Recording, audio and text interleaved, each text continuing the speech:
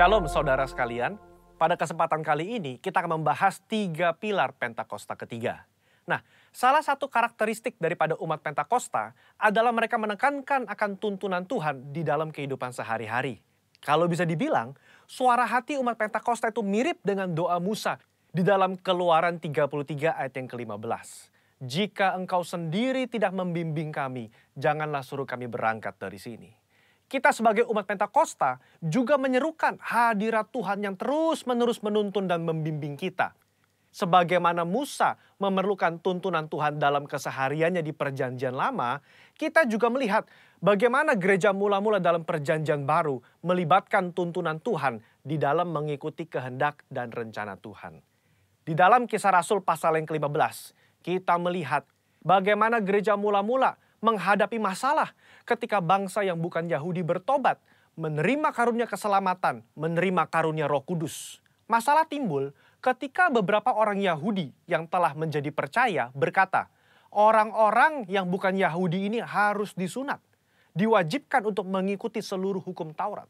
Bagaimana gereja mula-mula pada waktu itu mengikuti tuntunan Tuhan dalam permasalahan yang penting ini? Mereka mengikuti tuntunan Tuhan lewat 3 pilar, yaitu pilar Roh Kudus, pilar komunitas, pilar firman Tuhan. Lewat ketiga pilar ini, gereja mula-mula akhirnya dapat menerima bahwa bangsa yang bukan Yahudi telah menerima keselamatan dan juga karunia Roh Kudus. Mereka tidak lagi perlu disunat dan tidak perlu melakukan seluruh hukum Taurat. Bagaimana dengan gereja Tuhan pada zaman now mengikuti tuntunan Tuhan tentang Pentakosta ketiga?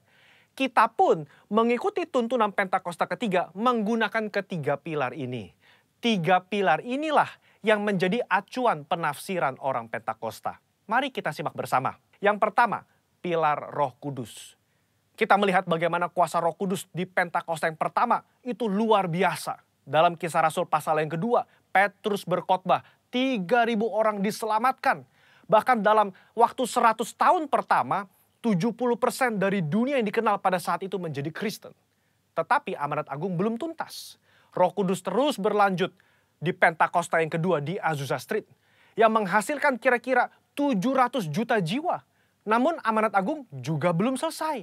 Karena itulah karya Roh Kudus berlanjut dengan Pentakosta ketiga sekarang di Indonesia.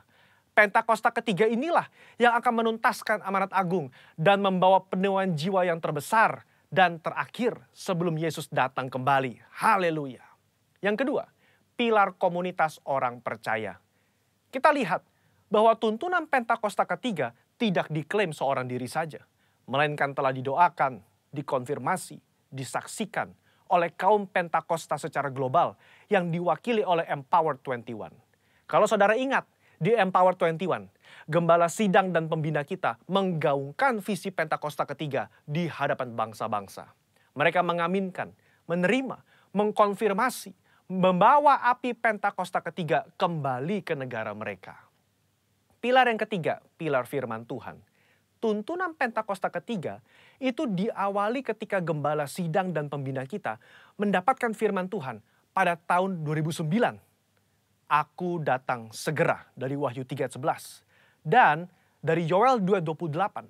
Kemudian daripada itu akan terjadi bahwa aku akan mencurahkan rohku ke atas semua umat manusia. Lama Tuhan tidak berbicara apa maksud dari kedua ayat ini. Tetapi 4 tahun berikutnya, pada tahun 2013, Tuhan berbicara. Yang aku maksudkan dengan pencurahan Roh Kudus itu adalah Pentakosta ketiga. Nah, melalui firman Tuhan ini, kita menangkap pesan profetik bahwa akan ada pencurahan Roh Kudus besar-besaran ke atas seluruh umat manusia sebelum kedatangan Yesus kali yang kedua. Jadi bisa kita simpulkan, Pentakosta ketiga itu yang pertama, telah mengikuti tuntunan daripada Roh Kudus, telah dikonfirmasi oleh komunitas Pentakosta secara global, dan didasari oleh firman Tuhan, khususnya Yoel 2 ayat 28-32. Saya berdoa agar saudara diberi pengurapan daripada Roh Kudus untuk bisa mengikuti tuntunan Tuhan di hari-hari terakhir ini. Mari kita semua menjadi messengers of the third Pentecost. Haleluya, Tuhan Yesus memberkati.